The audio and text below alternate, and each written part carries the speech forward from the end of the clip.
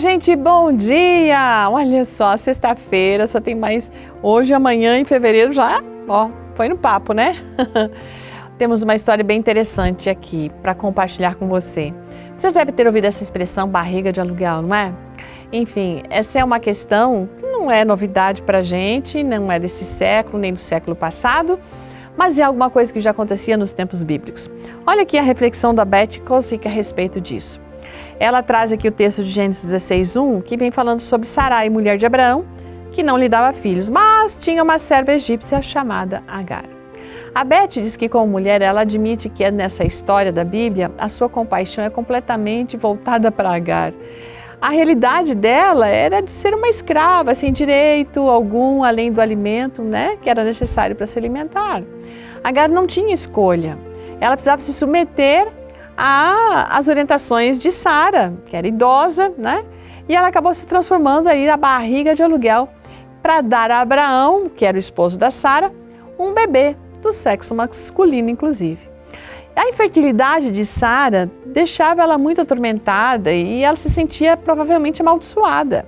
Sara amava seu esposo e ela sentia que precisava resolver aquela situação. Então, Abraão provavelmente havia se desesperado muitas vezes na presença dela, implorando a Deus por um herdeiro que, aliás, havia sido prometido. Sara, no fim, achou que havia sido suficientemente paciente com Deus esperando. E então disse assim, se o Senhor não deu até agora, eu vou tomar meu jeito. Ela estava imaginando que o Senhor não ia abrir o ventre dela, afinal de contas ela já era idosa. Ela queria ter um marido feliz, mas ele não estava contente. Como resultado, ela também não estava. Abraão tinha muitos escravos e Sara teve muitas opções, mas escolheu Agar, a sua escrava egípcia, que mostrava muitas vezes evidência de ser capaz de produzir um herdeiro digno para Abraão, um filho com saúde, com força, com inteligência, além de bons atributos de caráter. Sara sabia muito bem que ela não podia escolher uma mulher inferior para assumir esse lugar como provedora de um filho. Assim, o filho de Agar, que se chamou Ismael, ele foi concebido. E o patriarca Abraão ficou muito feliz, embora, sem dúvida, ele desejaria que a criança fosse de Sara. Afinal, ela era a esposa da sua juventude, aquela que ele esperava que gerasse seus filhos. Infelizmente, Agar se tornou orgulhosa por ter engravidado do seu rico patrão, um homem que tinha grande status social. Talvez ela até tenha imaginado que um dia poderia ocupar o lugar de Sara. E por não suportar a atitude agora da sua serva, Sara passou a tratar ela de uma forma cruel.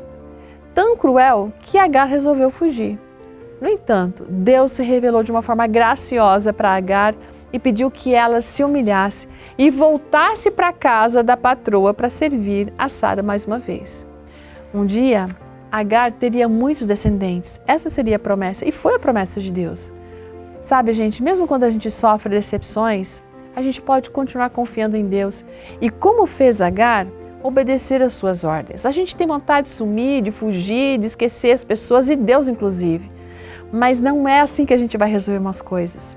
Deus sempre tem um plano melhor para a nossa vida. Portanto, quando as situações estiverem complexas, busquemos ao Senhor, ouçamos a sua voz e estejamos prontos a ouvi-lo. Essa história não termina aqui, porque amanhã a gente termina a reflexão final da nossa amiga Beth. Por enquanto, ora comigo.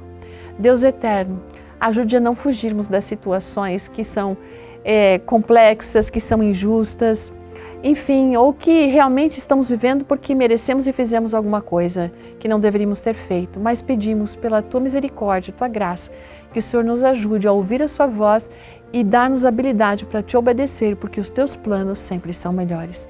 Obrigada por isso, ó Pai, por Jesus. Amém. Até amanhã, gente!